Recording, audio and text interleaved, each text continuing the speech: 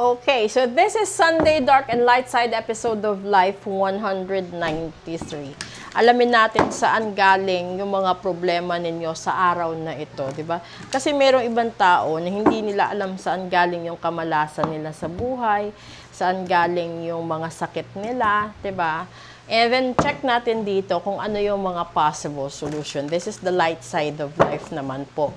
Sa gustong magpabook ng full private reading na ito ang gagamitin, pwede ho. Sabihin nyo lang sa akin. Okay? May ubo pa rin po ako. Alamin natin dito. Kuha tayo ng tatlo. Una. The King of Pentacles. So, ito yung pinanggalingin ng problema mo. Pangalawa. Nine of Swords. Kung saan galing ang mga depression mo. And pangatlo, that's the Queen of Pentacles. Ang galing. So, ibig sabihin, no, ito yung isang magkarelasyon, mag-asawa, magka-live-in, mag-boyfriend, na yung pinag-awayan ay pera. Diba? At wala. That's the King and Queen of Pentacles, and then in between, meron kayong Nine of Swords. So those were the sleepless nights, the arguments, probably the best, not the best, but the biggest anxiety or depression happened into your family. Diba? That's the King and Queen kasi they know how to earn money, but they don't, sometimes they missed a lot. Alam niyo yung sitwasyon na dahil may pera ka, dahil gusto mong kumita pa at lumago pa yung pera mo, isinugal mo sa isang networking at na-scam ka. Diba? A few years ago, ang daming na-scam milyon-milyon. And then, let's see kung ano yung light side na sinasabi ni Universe. First, that's the Two of Pentacles. Second, the Devil lumabas. And then third, the Three of Pentacles. Ngayon, puro pera. So, ibig sabihin, pera talaga ang issue ng mga tao ngayon. So, yung light side of life dito is pinapahiwatig. Alamin mo kung paano gamitin yung pera mo.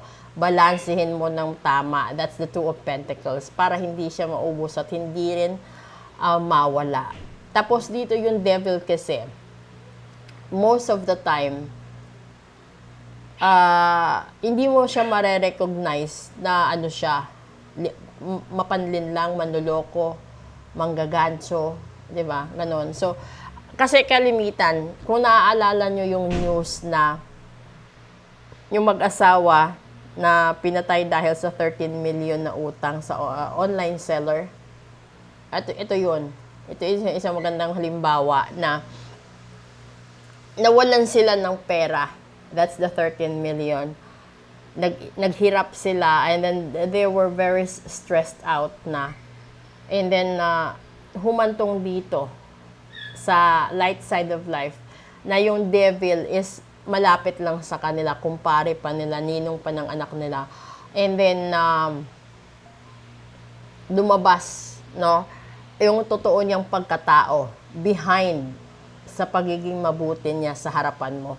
And then, nakikipag-collaborate siya, which is the Three of Pentacles, sa negosyo, no? Sa negosyo, sa pakikisama, sa pakikipagrelasyon. Kasi kalimitan, yung buong inaakala mo na kaibigan mo, yun pa yung huhuda sa'yo, aagaw sa taong mahal mo, maninira sa'yo sa negosyo, sa trabaho mo, dahil lang sa mga promotion, dahil sa sahod, ang daming ganon. I know that everybody or most of you can relate on this side of life na wala ka namang hinangad na masama. Diba? Yung gusto mo lang naman is madagdagan pa yung ipon mo para sa pinaglalaanan mo or para sa mga gusto mo pa sa buhay habang kaya mo pang kumita, diba? And then you've reached to a point that you entrusted something big or financially big amount of money to the person that you think you can rely on. Pero dun sa bandang huli, hindi pala. Kasi nadala siya doon sa ambisyon niya na masolo niya ang lugar ng taong nagbigay sa kanya ng opportunity para umunlad din siya sa buhay. At ito yung devil. Lumabas yung katotohanan. Lumabas yung other side of life niya na yung intention pala niya is not for the three of you, but for himself alone. So, merong ganito din sa relasyon, di ba? Yung akala mo, tinutulungan ka niya, kinocomfort ka niya, hindi mo alam siya na pala yung unti-unting sumisira sa relasyon ninyo dahil may gusto siya doon sa kasama mo, sa karelasyon mo or sa asawa mo.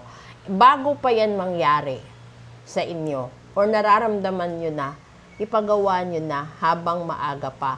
And that is the reconciliation ritual. Yung para bang maaalala niya uli, no?